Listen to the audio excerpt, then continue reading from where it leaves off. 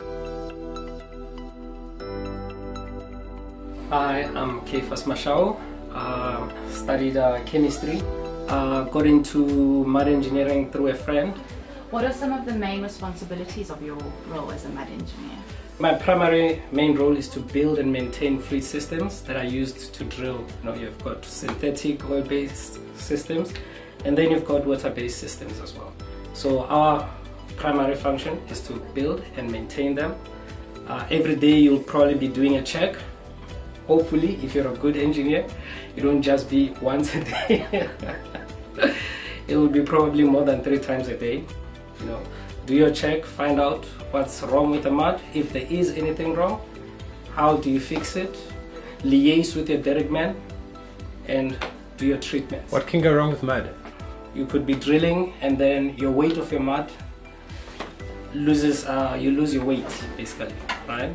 And when you lose your weight, it means you either have an influx into your mud or something is happening with your mud that is causing it to deteriorate.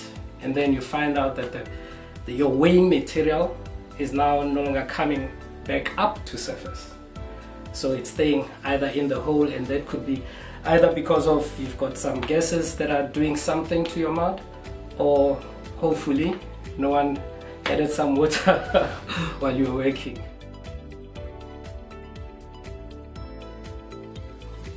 Find out how it went wrong. What is happening? How do I fix it? How did it go wrong and how do I stop it? Find out how the rate at which you are losing your mud, because it will determine how much lost circulation materials you're going to add to your mud. Normally, I would go find out what tools we have down the hole, because some of these tools are very expensive tools and they can't allow certain concentrations of lost circulation material in them.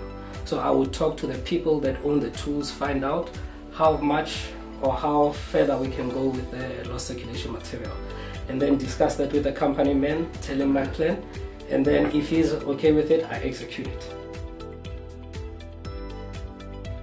it. You get on your tour, have a relief meeting, right, between me and my back-to-back. After that, I go for the pre-tour safety meeting, discuss what's going to be the plan for the day. It could be they're either drilling or they're planning to pull out, and we need to plan with my derrick man what we need to do on our end to facilitate the process to make it easier for them. And then I go do my walkabouts, find out what everyone is doing, how I can assist, if there's anything that I'm involved in that I need to know about. Normally our derrick man will be looking at the weights and the final viscosities of the mud during the whole tour, right? So either they will be doing it every 30 minutes or every 15 minutes, every hour, and then I can just look at the sheet to see if anything has substantially changed or not, and then I will take a sample, go do my tests, figure out if anything is still within range of what is required for the drilling process or not.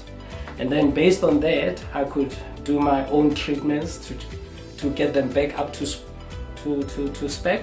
The way I do it is that I keep going around.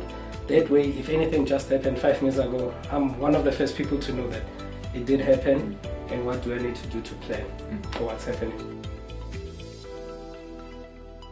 If it's a kick, you may have to increase your mud weight, right, to keep the pressures down, because that means your pressure downhole that you are exerting on the wellbore is not enough, right? So there will be more pressure from the hole. Something wants to come down, put more pressure too. So you need to increase either your weight, or the driller and the company may decide to do the driller's method, which is another different types of method on how to resist the kick.